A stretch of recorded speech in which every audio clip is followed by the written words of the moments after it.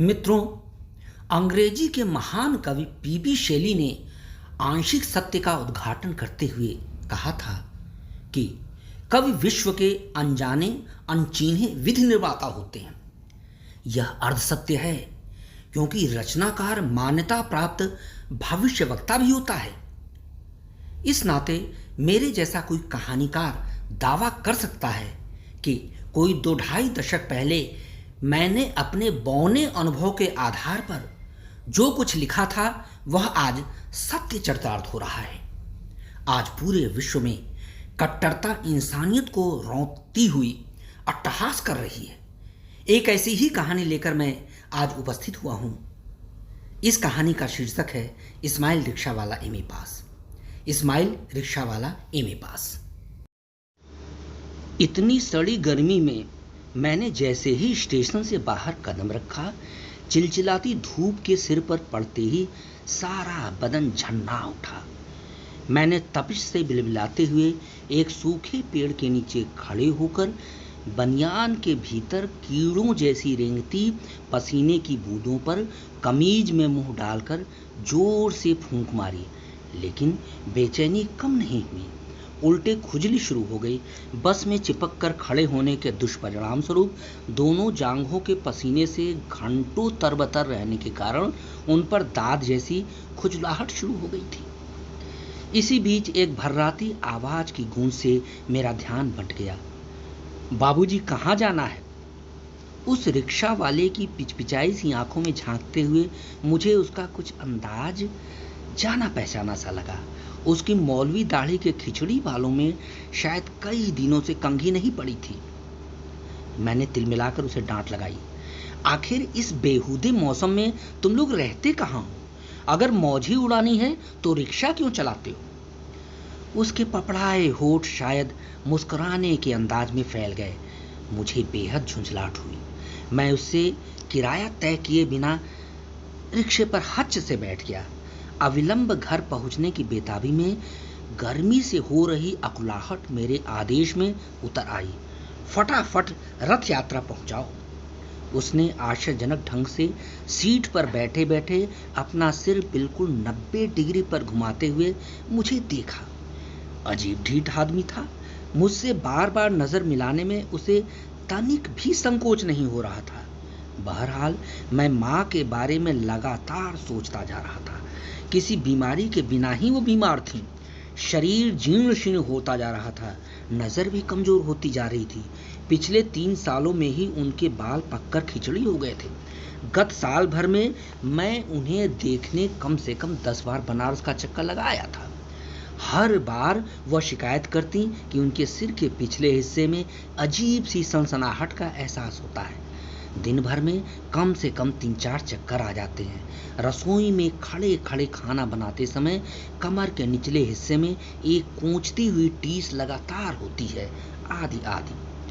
कल जब मुझे फोन पर यह सूचना मिली कि अम्मा की तबीयत ज्यादा खराब है, तुरंत आ जाओ, तो मैंने मन अजीब ढंग से चिंता में डालते हुए ऑफिस से छुट्टी ली और अपने ठिकाने पर आ गया। अटैची लेकर नई दिल्ली रेलवे स्टेशन आ गया। तत्काल सेवा काउंटर से मायूस होकर एक दलाल से ब्लैक में स्लीपर क्लास की एक बर्थ 200 रुपए ज्यादा देकर ली। रात बर्थ पर लेटे लेटे अम्मा के बारे में सोचते हुए काटी। सुबह इलाहाबाद स्टेशन पर उतरते ही मैं सिविल लाइंस आ गया। वहां बसों में भीड़ भाड़ देखकर पता चला कि विवाह लग्न का मौसम चल रहा है।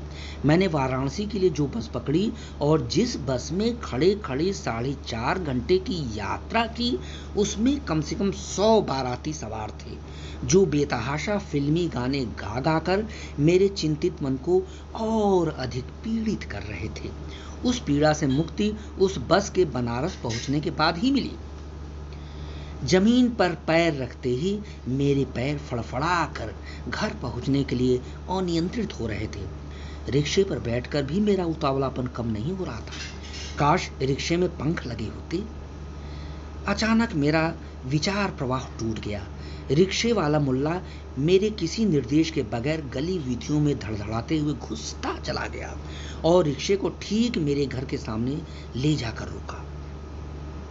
आश्चर्य मिश्रित जिज्ञासा मेरी जुबान से फूट पड़ी। अरे, तुमको कैसे पता कि यही मेरा घर है? रिक्शे से उतरकर वह पहले वाले अंदाज में दाढ़ी खुजलाते हुए मुंह चियार कर हिहियाने लगा।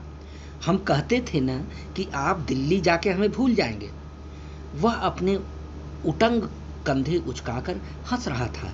मैंने उसे पहली बार बड़े गौर से देखा और लगभग चीख उठा। अरे इस्माइल, तुम और ये रिक्शा? उसने बड़े बेढंगे ढंग से अपने सिर को हिलाया। हाँ त्रिपाठी जी। फिर वह गमछे से आंखों के नम कोरों को पोंछने लगा। उस वक्त मुझे आश्चर्य अधिक हो रहा था। इस्माइल जैसा मेधावी छात्र जिसने प्रोफेसरी करने के लिए कमर कस रखी थी, आज किन वजहों से रिक्शा चलाने के लिए मजबूर हो गया है। मैं 14 साल पहले की यादगाह में विचरने लगा। मेरिट के आधार पर मेरा एडमिशन विश्वविद्यालय द्वारा जारी पहली सूची में हुआ था, जबकि इस्माइल का नाम तीसरी सूची में आया था। उससे मेरी जान पहचान भी बहुत बाद में हुई थी। इसका एक कारण यह था कि उसके आते ही मुसलमान छात्रों ने उसे अपने ग्रुप में बुला लिया था। इस तरह वह भी संभवतः अपने मिलनसार स्वभाव के विपरीत उनकी तरह खास तौर से हिंदू छात्रों से कटकर रहने लगा था। उस दिन एमए फाइनल के छात्रों का विदाई का समारोह था। नौ प्रवेशी छात्रों ने बेहतरीन कार्यक्रम पेश किया था। इस्माइल ने अपनी एक स्वरचित गजल सुनाई थी। गजल का शब्द संयोजन दक्षतापूर्ण था और उसकी आवाज इतनी सधी हुई थी कि मैं बेकाबू होकर उसकी ओर खींचा चला गया। जब कार्यक्रम समाप्त हुआ तो मैं उसे ढूंढते हुए उसके पास जा पहुंचा। प्रथम परिचय के बाद मुझे उससे अंतरंगता होती गई। पहले मैं उसके घर गया, फिर वह मेरे घर आया। प्रगाढ़ता इतनी बढ़ गई कि मैंने सरयू पारीण ब्राह्मण की सारी सीमाएं तोड़ते हुए उससे पक्की दोस्ती कायम कर ली। वह धार्मिक आडंबरों से मुक्त एक उदार मुसलमान था। जब मैं मंगलवार और शनिवार की शाम को सेंट्रल लाइब्रेरी से घर लौटता तो वह भी मेरे साथ संकट मोचन मंदिर बड़े भक्तिभाव से हनुमान जी का दर्शन करने जाता। फिर वह मदनपुरा अपने घर निकल जाता और मैं 3 व्हीलर से रथ यात्रा आ जाता। हम दोनों की रुचियां भी इतनी ज्यादा मिलती जुलती थीं कि मेरी दादी माँ भी अक्सर कह उठती थी कि हो न हो तुम दोनों पूर्व जन्म के भाई भाई हो। उनकी टिप्पणी पर वह फिस से मुस्कुरा देता और दादी माँ सही कह रही हो, जैसे कि दादी माँ सही कह रही हो। इस्माइल की दिली ख्वाहिश थी कि वह एमए पास करके पीएचडी कर ले और किसी कॉलेज में इंग्लिश लेक्चरर ज्वाइन कर ले। लेकिन इसी दरमियान समय ने कुछ ऐसे करवट ली कि स्थितियों में अजीबो गरीब बदलाव आया। मेरे एमए फाइनल का रिजल्ट आने से पहले ही मेरा चयन आयकर निरीक्षक के रूप में हो गया और मैं दिल्ली आ गया। मुझे स्टेशन पर छोड़ने मेरे भाई दीनू के साथ इस्माइल भी आया था। गाड़ी के प्लेटफॉर्म पर छोड़ते ही उसने बड़ी सारगर्भित आंखों से मुझे देखते हुए कहा था, दिल्ली जाकर भूल मत जाना। लेकिन लगभग 1 महीने बाद इस्माइल का पत्र आया, जिसमें उसने लिखा था कि तुमने विश्वविद्यालय टॉप किया है। उसने यह भी बताया कि उत्तीर्ण छात्रों की मेरिट लिस्ट में उसका 8वां स्थान है और वह प्रोफेसर श्रीवास्तव के अंडर में रिसर्च करने जा रहा है। प्रत्युत्तर में मैं उसे शुभकामना पत्र भेजने के बाद अपने ऑफिस के काम में व्यस्त हो गया। कुछ एक सप्ताह के बाद मुझे 6 महीने की ट्रेनिंग पर बंगलुरु जाना पड़ा। ट्रेनिंग के दौरान ही मुझे खबरों में यह सुनकर बेहद कष्ट हुआ कि बनारस की जमीन हिंदू मुसलमान दंगे से लाल हो गई है। अपने बचपन में मैं ऐसे कई दंगों का प्रत्यक्षदर्शी रह चुका हूँ। उस वक्त हम लोग एकदम बंद कमरों में दुबके हुए थर थर कांपा करते थे। पता नहीं दंगाइयों का कौन सा जत्था घर में घुसकर कत्लेआम शुरू कर दे। दीवारों की छिद्रों या खिड़कियों से झांक कर हम लोगों ने अपनी नंगी आंखों से कई कत्ल होते हुए देखे थे। इसलिए मुझे अपने परिवारजनों के साथ साथ इस्माइल की भी चिंता हो रही थी। मैं उन सभी की सलामती के लिए भगवान से लगातार प्रार्थना किए जा रहा था। जब तक बलवा छिड़ा रहा, मैं लाख कोशिशों के बावजूद उनसे कोई संपर्क स्थापित करने में विफल रहा। आखिरकार घर से एक रजिस्टर्ड पत्र प्राप्त हुआ। शुरुआत में ही इस्माइल के वालिद की दंगाइयों द्वारा हत्या के समाचार से मेरा दिल छलनी हो गया। अब इस्माइल क्या करेगा? वालिदा पहले से ही डायबिटीज और ब्लड प्रेशर से रुग्ण चल रही थी।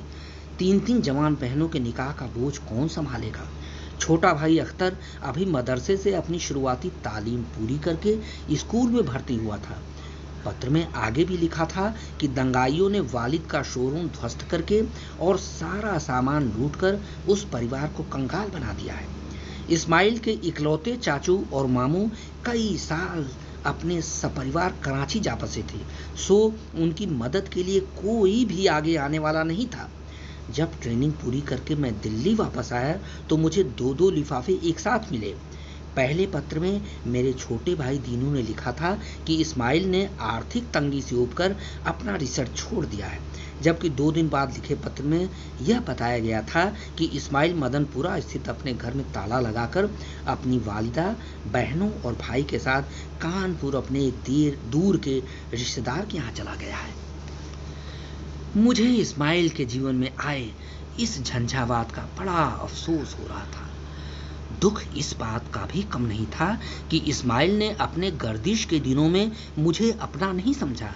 कहीं न कहीं उसमें हीन भावना थी, तभी तो उसने न केवल मुझसे संवाद विच्छेद किया, बल्कि कोई अता पता छोड़े बगैर कानपुर के लिए प्रस्थान कर गया। मैं जब जब बनारस जाता, मदनपुरा इस्माइल के पड़ोसियों से कानपुर में उसके ठिकाने का पता लगाने जरूर जाता। आखिर में मैंने वह प्रयास भी छोड़ दिया। जब भी दिमाग में उसका ख्याल कौंधता, मैं भुनभुनाने लगता, हे ईश्वर, इस्माइल और उसके परिवार वालों का भला करना। अस्तु समय बीतने के साथ साथ उसकी स्मृति धीरे धीरे मेरे चेतन में अवस्थापित होती गई। उसके बाद इतने सालों के अंतराल पर वह मेरे अंतः चेतन से अचानक फुदक कर बाहर आ गया। एक ऐसे मूर्त रूप में सामने खड़ा हो गया कि हालात की चक्की में पिसकर एक जिंदा दिल आदमी का अपनी महत्वाकांक्षाओं से च्युत होकर लगभग एक सड़ियल बैल सा हो जाना एकदम हैरत अंगेज लग रहा था। समय के पंजों में पलीद होकर उसका अतीत वर्तमान के सामने एक सफेद झूठ लग रहा था। अगर मैं कहूं कि हम दोनों कभी समय की धारा में एक साथ बह रहे थे, तो किसी को अपने कान पर कतई यकीन नहीं होगा। मैं बरबस उसकी कमर में हाथ डालते हुए उसे सीढ़ियों से खींचकर ऊपर घर में ले गया। खिड़कियों से झांक झांक कर मुझे देखने वाले पड़ोसियों को बड़ा आश्चर्य हो रहा था कि मैं एक मलिच्छ रिक्शे वाले से इतना अंतरंग क्यों हो रहा हूँ। लिहाजा जब हम दोनों ने एक साथ अम्मा के कमरे में प्रवेश कर उनके एक साथ पैर छुए, तो वह एकदम से पीछे हट गई। मैं तपाक से बोल उठा, अम्मा, ये इस्माइल है, तुम्हारा चहेता इस्माइल। उन्होंने चश्मा उतार कर उसे बड़े गौर से देखा और 2 कदम आगे आकर उसकी दाढ़ी को छूते हुए लगभग रुआसी हो गई। कहाँ चला गया था तू, और क्या हालत बना रखी है? इस्माइल की कुंठा उसकी जुबान से फूट फूट कर बहने लगी, जैसे कि कोई पुराना जहरबाद फटकर बह पड़ा हो। उसके बाद अम्मा ने उसे कुरेद कुरेद कर उसके बीते 11 साल का ब्यौरा लिया, जिसे सुनकर घर के माहौल में दुख की सीलन आ गई। इस्माइल ने बताया कि कानपुर में हमारा कोई रिश्तेदार नहीं था, वह तो सिर्फ एक बहाना था। वहां जाने का हमारा मकसद वालिद के इंतकाल के बाद अपने यतीम परिवार को बनारस के लिच्चर नुक्ताचियों से बचाना था। घर को गर्दिश से उबारने के लिए हर सदस्य ने कमर कस रखी थी। रेहाना, ताहिरा और फातिमा मेरी बहनों ने ट्यूशन पढ़ाकर घर की परवरिश में अहम भूमिका निभाई। अम्मी घर गृहस्थी संभालती थी। उन्हें कानपुर आकर एक बार दिल का दौरा पड़ चुका था। बेशक उन्हें उनकी बीमारी से उबारने के लिए मैंने इस शरीर से जितना कुछ बन पड़ा था किया, लेकिन अपनी अम्मी को मौत के मुंह में जाने से नहीं रोक सका। उनका जर्जर शरीर दिल का दूसरा दौरा नहीं झेल सका। उनकी मौत का कारण मेरी मझली बहन ताहिरा बनी। उसे उसी लड़के से मोहब्बत हो गई थी जिसे वह ट्यूशन पढ़ाती थी। वह लड़का संयोग से हिंदू था, ठाकुर बिरादरी का था। हम लोगों को तो उस शादी से कोई इनकार नहीं था, लेकिन जब वह ब्याह कर प्रताप के घर गई तो उसके दहेज लोभी ससुराल वालों ने उसे इतनी बेरहमी से सताया कि वह खुदकुशी के लिए मजबूर हो गई। हम भाई बहनों ने उसकी मौत की खबर को अम्मी से छिपाने की भरसक कोशिश की, लेकिन अगले दिन सुबह पहले पहल वह अखबार अम्मी के हाथों ही आ गया, जिसमें ताहिरा की खुदकुशी की सचित्र ब्यौरेवार खबर छपी हुई थी। जब रेहाना चाय का कप लेकर अम्मी के पास गई तो वह अखबार पर औंधे मुंह लुढ़की हुई थी।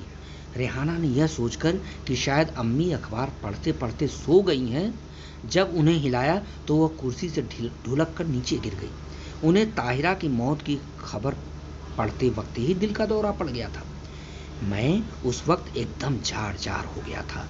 जब मैं अम्मी को दफनाकर लौटा तो सबसे पहले मैंने अपने सर्टिफिकेटों और डिग्रियों को आग के हवाले किया, जिन्हें कई सालों से दीमक खा रहे थे। मुझे पक्का यकीन था कि किसी न किसी कंपटीशन में मुझे सफलता मिल जाएगी और मैं अपने वालिद के परिवार का मजबूत सहारा बन सकूंगा, पर मैं अपने मकसद में फेल रहा। आज़ादी के बाद से जिस तबके का सबसे ज़्यादा बेड़ा गर्क हुआ है वो हमारी कौम के पढ़े लिखे नौनिहाल हैं। खैर, उसके बाद मैंने अपने छोटे भाई अख्तर के साथ मिलकर ऑटो चलाया, प्लेटफार्म पर कुली का काम किया, गली कूचों में घूम घूम कर अखबार बेचे, स्कूलों के गेटों पर मूंगफली का खोमचा लगाया, रेस्तराओं में कप प्लेट धोए, सड़क किनारे खड़े होकर कॉलोनी वालों के कपड़ों पर इस्त्री की, हाथ जूतों पर पालिश नहीं की, सिर पर मैला नहीं ढोया, भंगी बन गंदी गलियों में झाड़ू नहीं लगाया, नाली नापदान साफ नहीं किए। हमने उलेमा खानदान के लड़के होकर ऐसे ऐसे काम किए जिन्हें देख जन्नत के हमारे पुरखों को भी मितली आती रही होगी। उसका गला बुरी तरह रुक चुका था, आंसुओं से उसकी दाढ़ी भीग कर चीकट हो रही थी। उसने खुद उठकर फ्रिज से पानी की बोतल निकाली और गटागट सारा पानी एक सांस में पी गया। फिर सोफे के किनारे से उठकर स्टूल पर बैठ गया। शायद वह सोफे पर असामान्य सा अनुभव कर रहा था।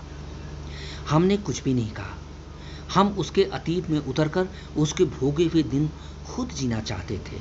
शायद उसके दुख में शरीक न होने का मलाल हम सभी को था।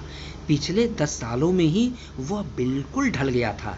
सिर के बाल पूरी तरह पक गए थे, रंग सांवला पड़ गया था। कुपोषण, भूखमरी और गरीबी से लड़ते लड़ते वह थका मांधा अधेड़ सा लग रहा था। उसे देख कोई भी मुझसे उससे 10 वर्ष छोटा ही बता था।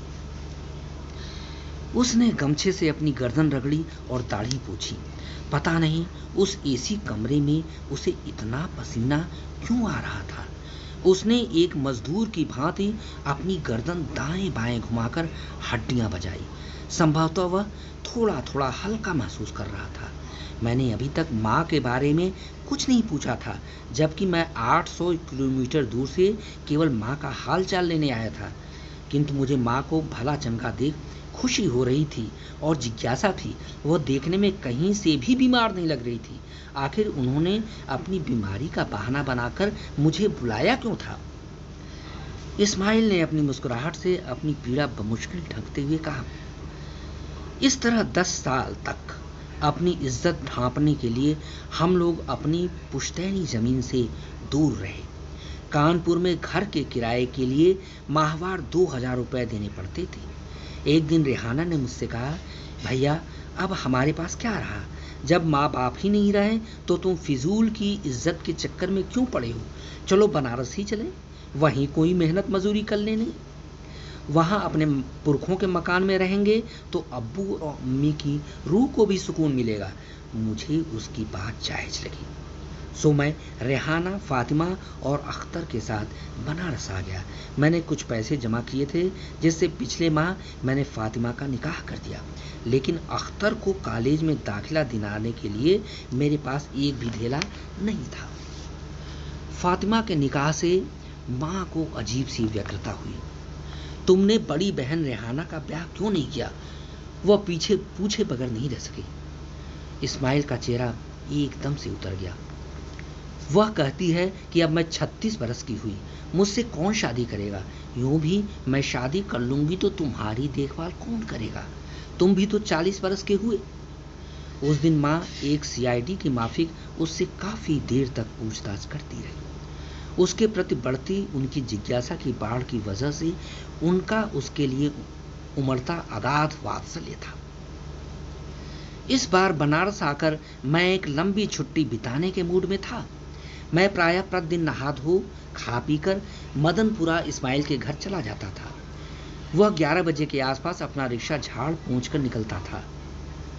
इस तरह मैं उसके साथ लगभग 2 घंटे रहता था। मेरा उद्देश्य उसमें आत्मविश्वास का संचार कर उसकी हताशा को भगाना था।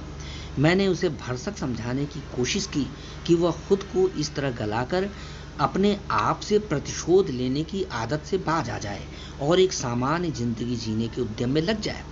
मुझे खुशी हुई कि उसने अपनी जीवन शैली में उल्लेखनीय बदलाव लाया था। वह पहले की तरह क्लीन शेव करके ढंग के धुले कपड़े पहनने लगा था। मेरे कहने पर उसने डुप्लीकेट सर्टिफिकेट और डिग्रियां दोबारा हासिल करने के लिए आवेदन भी कर दिया था। एक दिन मैंने उससे कहा, इस्माइल, तुम फिलहाल किसी स्कूल में टीचरी के लिए आवेदन कर दो। 1,500-2 हज़ार रुपये मिल ही जाएंगे। शाम को कुछ इंटर के बच्चों को ट्यूशन पढ़ा देना। अंग्रेजी ग्रामर में तुम्हें पहले से ही अच्छी महारत हासिल है, मैथ भी अच्छी है। वह सकारात्मक सिर हिला रहा था। दूसरे दिन हम लोग अपने वादे के मुताबिक शाम को बेनिया बाग में मिले। मैं वहां पहले से पहुंचकर घास पर बैठा उसकी प्रतीक्षा कर रहा था। मैं सोच रहा था कि अपनी छुट्टी खत्म होने से पहले मैं उसकी अच्छी तरह से ब्रेन वॉशिंग करता जाऊं। मुझे आश्चर्य हुआ कि जब उसने बेनिया बाग में प्रवेश किया तो उसके पीछे पीछे कुछ बच्चे भी चिल्लाते हुए आ रहे थे, इस्माइल मास्टर, इस्माइल मास्टर। मुझे यह सुनकर बड़ा संतोष हुआ। बेशक इससे उसके तपते अहं को शीतलता मिली होगी। पास आते ही एक बच्चे ने मुझसे पूछा, अंकल, क्या इस्माइल मियाँ एमए पास हैं? जब मैंने हामी भरी तो एक दूसरे बच्चे ने सवाल किया, जब इस्माइल अंकल एमए पास हैं तो वह रिक्शा क्यों चलाते हैं? मुझसे कोई अच्छा उत्तर नहीं बन पड़ा। बेटा, तुम्हारे इस्माइल मास्टर जी मेहनत से रोजी रोटी कमाना पसंद करते हैं, उन्हें इसमें संतोष मिलता है। उसके बाद मैं इस्माइल से बात करने लगा। आज वह पहले से बेहतर लग रहा था। हमेशा की तरह उसके चेहरे पर अंतर्द्वंद का ज्वार नहीं उड़ रहा था। वह गुमसुम रहने के बजाय कुछ मुखर होने के लिए उतावला हो रहा था। बेशक वह अपने जीवन में कोई बदलाव लाने के लिए कुछ अलग करने का इच्छुक लग रहा था। वह भूल जाना चाह रहा था कि उसके अब्बा बनारस के एक प्रतिष्ठित व्यापारी थे जो एक सामंती घराने से ताल्लुक रखते थे। उसकी अम्मी महापौर की बेटी थी, जिनके पुरखे लखनऊ नवाबों के बड़े बड़े जागीरदारों में से एक थे और अभी मुश्किल से 14 साल पहले पूरे शहर में उसके परिवार का अच्छा दबदबा था। लेकिन अफसोस कि सियासी लपटों से फैली सांप्रदायिक आग ने उसके अब्बू को अपनी खुराक बनाकर उसकी सामाजिक अस्मिता को धीरे धीरे धुंधला दिया था। यह तो अच्छा हुआ कि न तो वह प्रतिशोध की आग में जला, न ही उसने विपत्ति में भटक कर असामाजिक तत्वों से साठगांठ की। लिहाजा मैं सोच रहा था कि उसे कुछ ऐसे प्रेरित किया जाए कि वह अपनी शादी के लिए राजी हो जाए। ऐसे में उसकी बहन रेहाना के इस बहाने को कि वह अपने भाइयों यानी इस्माइल और अख्तर की देखभाल करने के लिए शादी नहीं करना चाहती है, खारिज करके उसे भी किसी भले आदमी के साथ विवाह सूत्र में बांधने के लिए रजामंद किया जा सकता है। मुझे उस समय अत्यंत खुशी हुई जबकि मेरी योजना पर इस्माइल ने कोई ना नुकुर नहीं किया।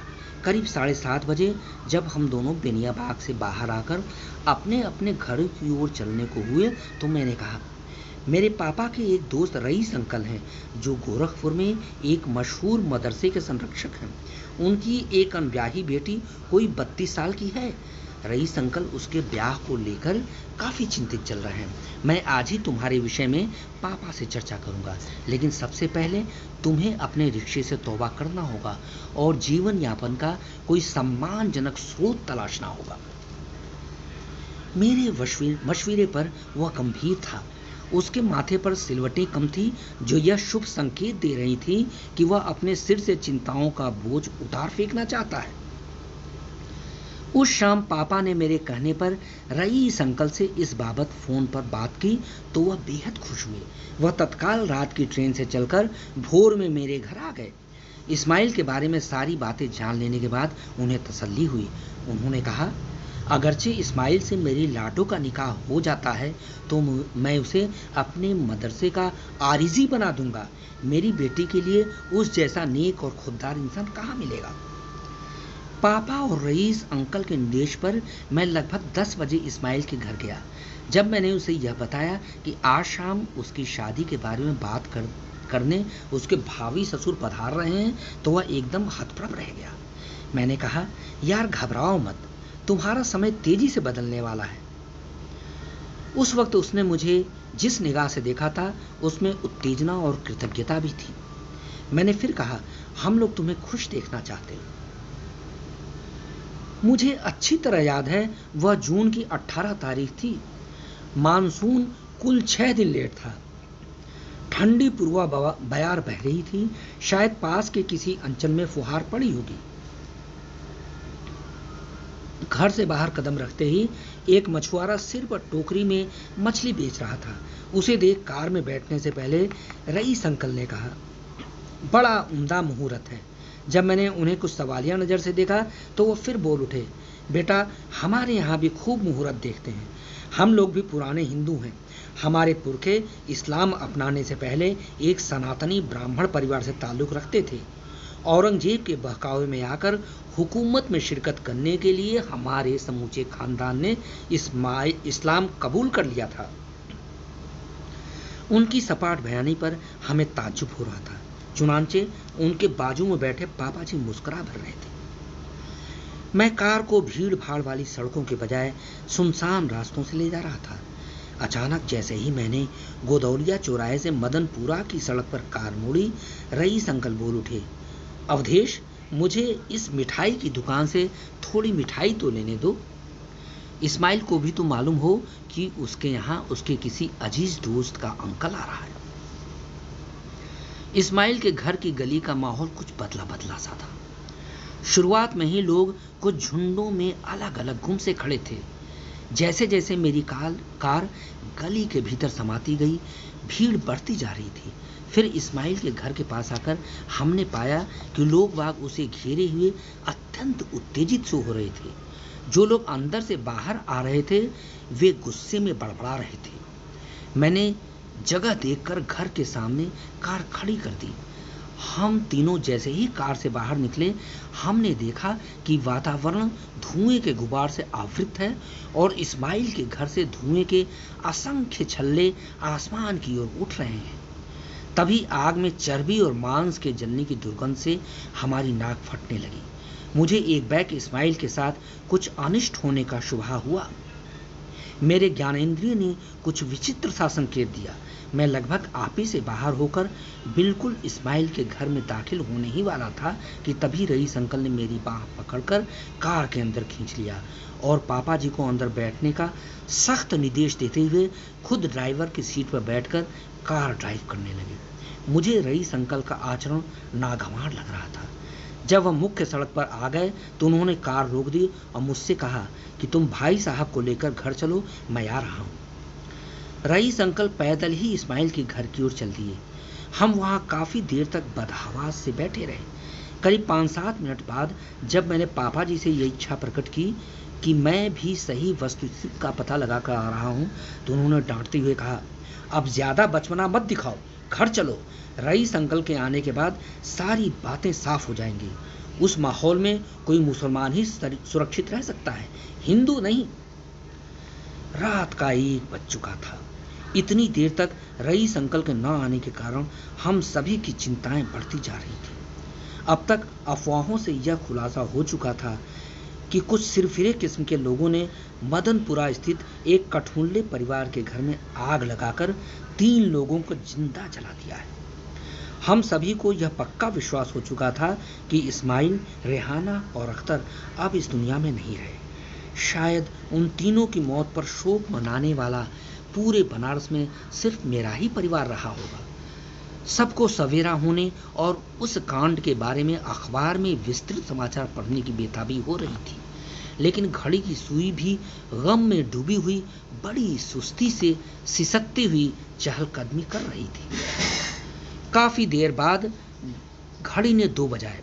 यही समय था जबकि दरवाजे पर दस्तक हुआ। उस क्षण हमने नहीं, हमारी व्यग्रता ने उठकर दरवाजा खोला था। हम तो गम के पहाड़ के नीचे दबे 3 ऐसे स्वजनों का शोक मना रहे थे जिनकी लाशें भी हमने नहीं मिलने वाली थी कि उन पर तसल्ली से 2 आंसू बहाए जा सके। रईस अंकल ने घुसते ही कहा, पुलिस कार्रवाई के कारण लाशों को दफनाने में बहुत देर हो गई। बेचारों को मोहल्ले वालों ने ही जिंदा जला दिया। कुछ फिरके परस्त उसी दिन से ही उनकी जान के पीछे पड़े हुए थे जिस दिन उन्होंने कानपुर से बनारस में कदम रखा था।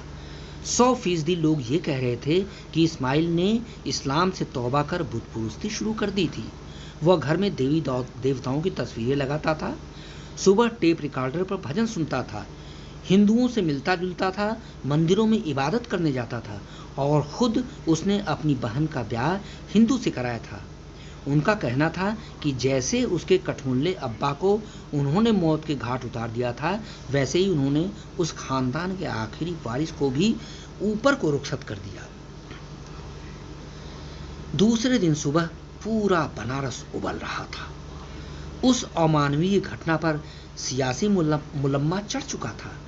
अफवाह ने एक अलग मोड़ ले लिया था, जो यह था कि शहर के एक बहुसंख्यक समुदाय ने अल्पसंख्यक वर्ग के परिवार वालों को उन्हीं के घर में जिंदा जला दिया है। पूरे 21 दिनों तक सड़कों पर मिलिट्री जीपों के सायरन दिल को दहलाते रहे। शुरुआती 6 दिनों तक मार्शल लॉ लगा रहा। सड़क पर किसी को देखते ही गोली मारने का आदेश था। रईस अंकल 21 दिन के बाद ही गोरखपुर अपने घर जा सके। ऐसी ही कहानियां सुनने के लिए आप कृपया मेरे इस चैनल को और इस वीडियो को भी लाइक, कमेंट और सब्सक्राइब अवश्य कीजिए। धन्यवाद।